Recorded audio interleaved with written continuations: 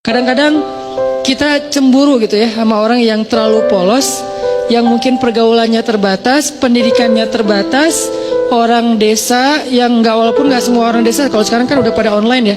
Tapi saya pernah umroh bareng seorang bapak petani yang setiap hari jalan katanya 8 kilo ke sawah, buruh tani bukan petani, buruh tani, 8 kilo ke sawahnya, pulang balik berarti 16 kilo setiap hari. Dan ketika berangkat umroh, itu orang yang lain kadang-kadang namanya orang dari satu grup ya, ada aja masalah kayak masalah di dalam kamar. Misalnya kayak satu grup kita ngambil yang kuat 4 orang, ada yang nggak senang AC-nya dingin lah, ada yang nggak bisa tidur kalau lampunya nyala lah, yang lain harus nyala, yang satu nggak bisa nyala, ada yang kalau di kamar mandi paling lama sendiri, jadi pada ngantri, ada aja masalah. Tapi ini orang nggak pernah ada masalah. Ke orang lain tuh dia nggak pernah baper, nggak pernah bete, nggak pernah marah, nggak pernah ngomongin yang enggak, nyaman banget, kayaknya hidupnya tuh anteng, nggak ada masalah. Kenapa bisa kayak gitu? Mungkin bukan karena dia orang yang selalu mampu berbaik sangka. Allah menganugerahi dia kepolosan sehingga nggak bisa berburuk sangka. Dia nggak bisa berbaik sangka dan juga nggak bisa berburuk sangka, ya gitu-gitu aja. Dalam satu kondisi kadang orang kayak gini lebih bahagia daripada kita yang complicated ya. Satu sisi kita kalau berbaik sangka itu luar biasa, tapi sisi lain kalau udah was-wasa, berburuk sangka juga bisa rumit banget. Tapi ada orang yang biasa-biasa aja. Sehingga pas lagi umroh tuh saya ngelihat bapak ini kayaknya di antara satu jemaah umroh termasuk saya, dia nih yang paling mabrur ibadahnya. Kenapa? Jangan lihat mabrurnya ibadah itu atau solehnya seseorang itu dari yang tadi sunnah doang. Kadang-kadang ada orang yang ibadahnya tuh bagus banget malam hari, tapi siangnya habis. Makanya Nabi nyebutnya dengan istilah apa? Muflis, orang yang bangkrut. Bukan orang miskin, orang bangkrut. Karena kalau orang miskin nggak mungkin bangkrut kan? Apa yang mau dibangkrutin karena nggak ada yang lebih misalnya kan?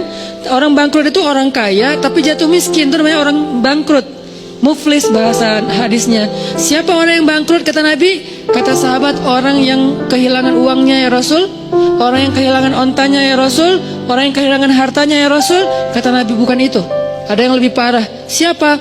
Orang yang kehilangan pahalanya. Jadi balik lagi, saya kayak ngerasa iri gitu ke bapak tadi yang orangnya tuh lempeng, ibadahnya mungkin nggak kayak yang lain yang sehari tahu sampai 5 kali. Dia paling sehari sekali, itu juga kalau ada yang ngajak, kalau nggak di kamar aja sendiri gitu kan ya. Karena udah selesai ibadah umroh, ya udah di kamar. Kenapa dia nggak ke masjid? Apa kurang soleh? Bukan, nggak tahu jalan.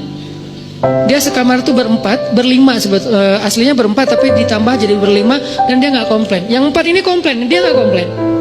Padahal yang 3-nya komplain, dia nggak. Kenapa? Karena dia ya nggak apa-apa. Terus di antara berlima ini kan ada extra bed ya, karena kamarnya kamar quad dengan bed yang single bed. Terus karena ditambah satu lagi, soalnya udah ganjil, extra bed, dia tidur di extra bed.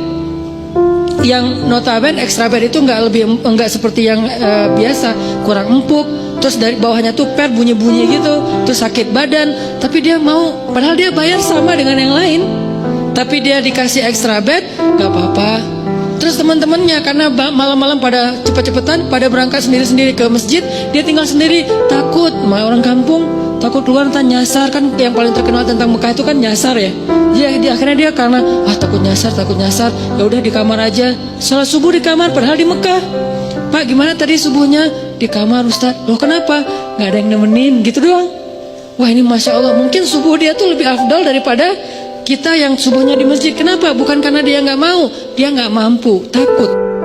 Yang lain tawaf sehari 5 kali, dia tawaf kalaupun ada yang ngajak sehari sekali. Tapi gak pernah ngomongin aib orang lain, gak pernah berburuk sangka kepada orang lain. Dia orangnya selalu tersenyum, dalam keadaan capek aja bisa tersenyum.